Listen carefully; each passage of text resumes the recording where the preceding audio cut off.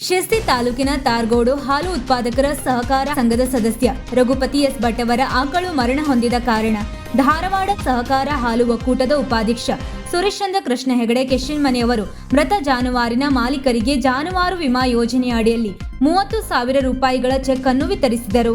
ಬಳಿಕ ಮಾತನಾಡಿದ ಅವರು, ಈಗಾಗಲೇ ಆಕಸ್ಮಿಕವಾಗಿ ಮರಣ ಹೊಂದಿದ ಹಸುಗಳ ಮಾಲೀಕರಿಗೆ ವಿಮಾ ಹಣವನ್ನು ವಿತರಿಸಲಾಗಿದ್ದು, ವಿಮಾ ಹಣವನ್ನು ಪಡೆದ ಹಸುಗಳ ಮಾಲೀಕರು ವಿಮಾ ಹಣದ ಮೂಲಕ ಇನ್ನೊಂದು ಆಕಳನ್ನು ಖರೀದಿಸಿ ಇನ್ನೂ ಹೆಚ್ಚಿನ ಹಾಲಿನ ಉತ್ಪಾದನೆ ಮಾಡುವಂತಾಗಬೇಕು. ರಾಜ್ಯಾದ್ಯಂತ ಹಾಲು, ಮೊಸರು, ಬೆಣ್ಣೆ, ತುಪ್ಪ ಹಾಗೂ ಹಾಲಿನ ಇನ್ನಿತರ ವಸ್ತುಗಳ ಮೇಲಿನ ಬೇಡಿಕೆ ಗಣನೀಯವಾಗಿ ಹೆಚ್ಚಳವಾಗಿದ್ದು, ಕಾರಣ ಜಿಲ್ಲೆಯ ಎಲ್ಲ ಹಾಲು ಉತ್ಪಾದಕ ರೈತರುಗಳು ಈ ವಿಷಯವನ್ನು ವಿಶೇಷವಾಗಿ ಪರಿಗಣಿಸಿ ಇನ್ನೂ ಅತಿ ಹೆಚ್ಚಿನ ಹಾಲು ಉತ್ಪಾದನೆಯ ದೃಷ್ಟಿಯಿಂದ ಮನೆಗೊಂದು ಹಸುವನ್ನು ಕಟ್ಟಿ ಹೈನುಗಾರಿಕೆಯಲ್ಲಿ ಸಕ್ರಿಯವಾಗಿ ತಮ್ಮನ್ನು ತೊಡಗಿಸಿಕೊಂಡು ಇನ್ನೂ ಹೆಚ್ಚಿನ ಹಾಲಿನ ಶೇಖರಣೆ ಒಕ್ಕೂಟಕ್ಕೆ ಬರುವಂತೆ ಮಾಡುವ ನಿಟ್ಟಿನಲ್ಲಿ ಕಾರ್ಯಪ್ರವೃತ್ತರಾಗಬೇಕು.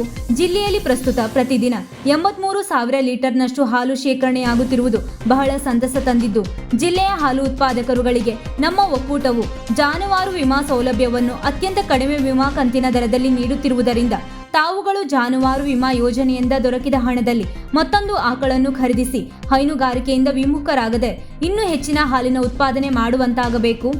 ಜಿಲ್ಲೆಯ ಎಲ್ಲಾ ಹಾಲು ಉತ್ಪಾದಕರ ರೈತರು ತಪ್ಪದೇ ಜಾನುವಾರು ವಿಮೆಯನ್ನು ಮಾಡಿಸಬೇಕು. 1 ವರ್ಷದ ಹಿಂದೆ ಈಗಾಗಲೇ ವಿಮೆಯನ್ನು ಮಾಡಿಸಲಾದ ಜಾನುವಾರುಗಳಿಗೆ ನಮ್ಮ ಒಕ್ಕೂಟದ ಪಶು ವೈದ್ಯರನ್ನು ಸಂಪರ್ಕಿಸಿ ಜಾನುವಾರು ವಿಮೆಯನ್ನು ನವೀಕರಣಗೊಳಿಸಿಕೊಳ್ಳಬೇಕು. ಜಿಲ್ಲೆಯ ಎಲ್ಲಾ ಹಾಲು ಉತ್ಪಾದಕ ರೈತರು ಧಾರವಾಡ ಹಾಲು ಒಕ್ಕೂಟ ಹಾಗೂ ಕಲ್ಯಾಣ ಸಂಘದ ಸದಸ್ಯತ್ವ ಪಡೆದು ಒಕ್ಕೂಟ ಹಾಗೂ ಕಲ್ಯಾಣ ಸಂಘದಿಂದ ಸಿಗುವ ಸೌಲಭ್ಯಗಳನ್ನು ಪಡೆಯುವಂತಾಗಬೇಕು ಎಂದರು.